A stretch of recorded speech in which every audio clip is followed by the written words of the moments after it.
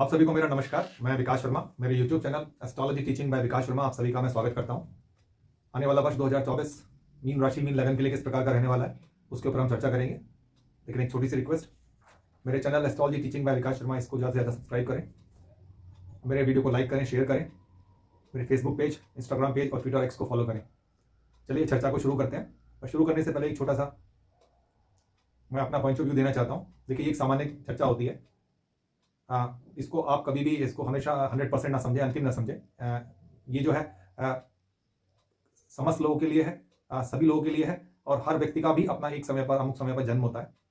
उसका भी चाहे उन्होंने जन्म समय नोट किया है या नहीं किया है, ये एक अलग बात है, लेकिन किसी न किसी समय पर उसका जन्म हुआ होगा तो उसकी जन्म लगन होगी और उसके अनुसार उसके ग्रह जो है अमुक अमुक स्थानों में बैठे होंगे, अमुक ग्रहों से ग्रस्त होंगे, या अमुक नक्षत्रों में होंगे, या उनकी दशा या महादशाओं में वो ग्रह किस प्रकार के हैं। ये सारी बातें इस जो है मैं फलित के अनुसार जो मैं देने जा रहा हूँ इसके कम या ज़्यादा पर निर्भर करती हैं। तो ये केवल एक इशारा मात्र है, इसको इशारा ही समझें और उसी को आप ग्रहण करें। सबसे पहले जो मैंने इसका आधार बताया है, इस कुंडली को मैं वर्ष के जो फलित है उसके बताने का जो आधार है वो आधार है जो सबसे धीरे चलने वाले ग्रह हैं उनको आधार, जो पूरे वर्ष में रहने वाले जिनका प्रभाव भी बड़ा व्यापक होता है, उन्हीं ग्रहों को लिया है, क्योंकि उनका प्रभाव पूरे वर्ष भर एक राशि पे रहता है।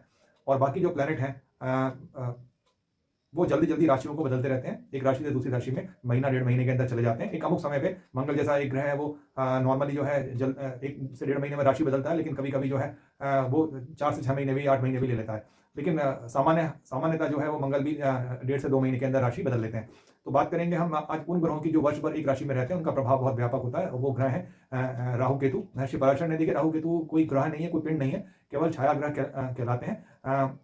ये चंद्रमा के द्वारा जो सूर्य की परिधि है उसके कटान बिंदु होते हैं, उत्तरी और दक्षिणी ध्रुव कहलाते हैं। तो उत्तरी को राहु कहते हैं और दक्षिणी वाले को केतु कहा जाता है। राहु केतु एक ही राक्षस के ऊपर वाला जो गले तक का हिस्सा है वो राहु कहलाता है, जो धड़ वाला हिस्सा है वो केतु कहलाता है। यानी दोनों इनको ग्रहों की महर्षि पराशर ने उनको ग्रहों के अंदर शामिल किया है। ठीक है। साथ ही साथ अगर मैं इन ग्रहों की बात करूं, इनका शनि की, राहु केतु की और बृहस्पति की, तो इनका प्रभाव बहुत व्यापक होता है। इनके पास स्पेशल पावर्स होती हैं।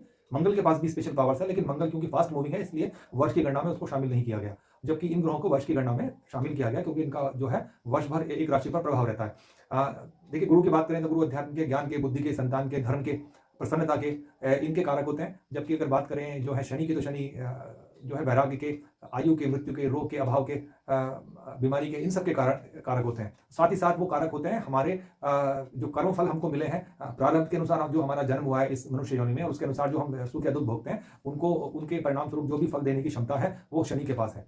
तो शनि न्याय के भी देवता कहलाते हैं। ठीक है। अब बात करें राहु केतु की, तो राहु केतु में, राहु जो है बहुत भौतिकतावादी ग्रह है, हमेशा भौतिक संसार में हमको ले जाने की कोशिश करता है। अगर अशुभ प्रभाव में है तो किसी भी चीज को पाने की इतनी इच्छा दे देता है कि हम उसके सही या गलत को भी नजरअंदाज कर देते हैं, उसको पाने की तरफ लग जाते हैं। जबकि केतु क्या करता है, हमें भौतिकता से दूर ले जाता है, इसलिए उसको अध्यात्म का, मोक्ष का ग्रह कहा जाता है, धर्म का ग्रह कहा जाता है। तो केतु को धर्म की ध्वजा इसलिए ही कहते हैं।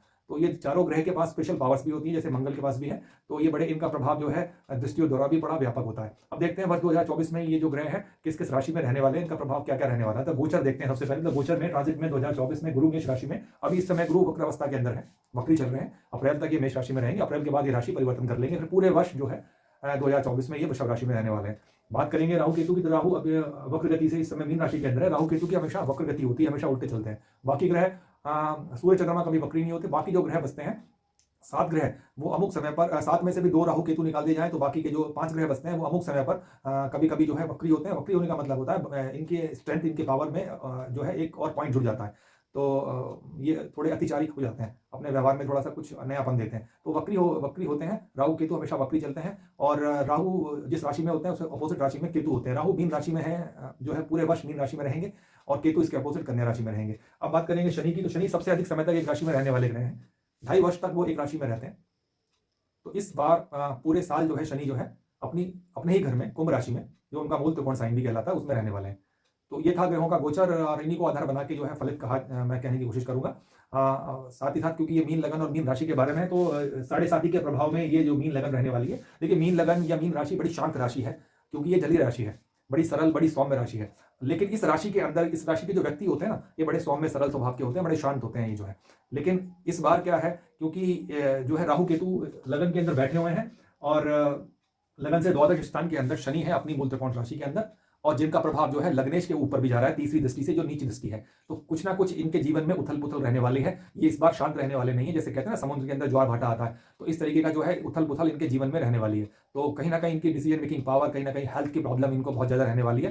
हेल्थ भी जो है इनको जोड़ों की समस्याएं, दांत की समस्या, लिवर, पेट, आंतों की समस्याएं, डायबिटीज की समस्या, इस तरह की समस्या अचानक उभर सकती है। अगर वो पेशेंट हैं तो इनको इनके रोगी हैं मीन राशि, मीन लगन वालों के लिए, तो उनको अपने चिकित्सक की परामर्श इस पूरे वर्ष लेनी पड़ेगी। बड़ा ध्यान से चलना पड़ेगा, क्योंकि इस तरह के ग्रह गोचर इनके रहने वाले हैं।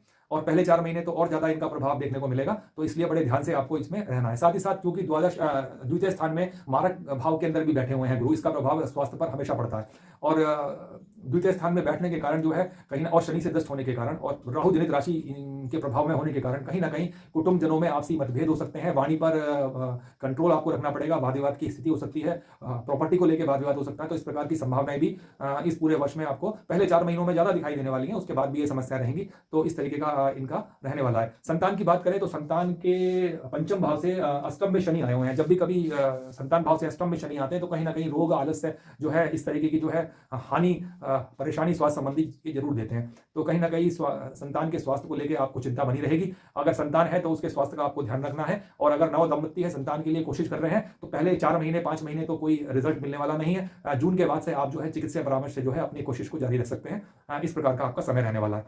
अब अगर बात करते हैं तो विवाह की, विवाह के लिए ये समय जो है पहले 4 महीने अगर छोड़ दिए जाए तो उसके बाद जो समय बनेगा जून से लेके दिसंबर एंड तक का, आपकी जो कोशिश चली आ रही थी विवाह को लेके, जो अवरोध थे वो जरूर अवश्य शांत होंगे। कुछ योग आपको विवाह के संबंध बनते हुए दिखाई देंगे। और विवाह के संबंध बनने की इस वर्ष जो है जून के बाद पूरी संभावना दिखती है। लेकिन एक चीज का आपको ध्यान रखना है, क्योंकि केतु बैठे हुए हैं सप्तम भाव के अंदर, निर्णय राहु केतु से ये भाव जो है दूषित है, तो कहीं ना कहीं निर्णय लेने की जो क्षमता है वो बाधित होगी।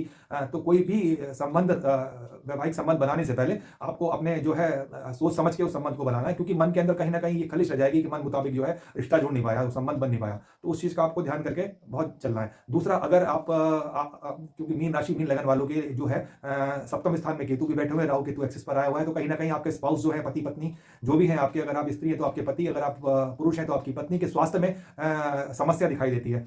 तो उस चीज का आपको ध्यान करके चलना है। क्रोध की अधिकता बहुत रहने वाली है आपके पति पत्नी को, जो भी आपके स्पाउस है उनके अंदर। और अगर आप कोई साझेदारी का कार्य करते हैं तो उसमें भी जो है अपना विवेक से आपको कार्य करना है, क्योंकि क्रोध की अधिकता के कारण आपस में जो है मनमुटाव की स्थिति भी पैदा होती है। तो इस प्रकार का ये जो है। आय की बात करें तो आय स्थान का जो स्वामी है शनि है, और वो अपने से दूसरे स्थान में अपनी मूल त्रिकोण राशि के अंदर बैठा हुआ है। तो आय के नवीन स्रोत तो इस बार दिखाई देते हैं, अप्रैल के बाद आय के नवीन स्रोत दिखाई देंगे, लेकिन साथ ही साथ व्यय की संभावना भी यहाँ दिखती है। अगर व्यय की बात करूं तो अगर आप किसी जमीन जायदाद में इन्वेस्ट करते हैं तो वो आपके लिए अच्छा होगा, ताकि आपकी जो आय है और जो खर्च है उसके अंदर बैलेंस रहे और सेविंग आपके पास रहे। ऐसा मैं आप लोगों को जो है ये सजेशन देना चाहता हूं। तो ये रहा मोटा मोटा जो है मीन लगन और मीन राशि के बारे में मैंने आपको बताने का प्रयास किया है। जो पॉइंट मैंने आपको बताया है आप उनको नोट करके चलिएगा। आपका और साथ ही साथ उपाय के तौर पर इस वर्ष क्या करना है, आपको राधा कृष्ण के युगल रूप की पूजा करनी है। साथ ही साथ गणपति का ध्यान जरूर करके निकलें, और रात्रि को अपने खाने में से एक रोटी गली के किसी भी कुत्ते को खिलाना है। और गरीब, अंधे, भिखारी, कोढ़ी, इनको यथासंभव अन्न और वस्त्रों का दान करें। पूरे वर्ष भर आपके लिए, आपके व्यवसाय के लिए, आपकी आय के लिए ये बहुत अच्छा रहने वाला है। साथ ही साथ आपके स्वास्थ्य के लिए भी ये बहुत अच्छा रहने वाला है। और साथ ही साथ उन दंपत्ति की जो है संतान के लिए कोशिश कर रहे हैं, जो अभी निसंतान है, उनको हरिवंश पुराण का एक पाठ नियमित करना है। और साथ ही साथ संतान अगर है उसके स्वास्थ्य की रक्षा करने के लिए जो है देवी सूक्त या अगला स्तोत्र का आप पाठ करेंगे संध्या समय में, तो ये आपके लिए बहुत बेहतर होने वाला है ये साल। तो आने वाला वर्ष आपके लिए मंगलमय हो, खुशियां लेकर आए। इसी के साथ मैं अपनी वाणी को विराम देता हूं। नमस्कार।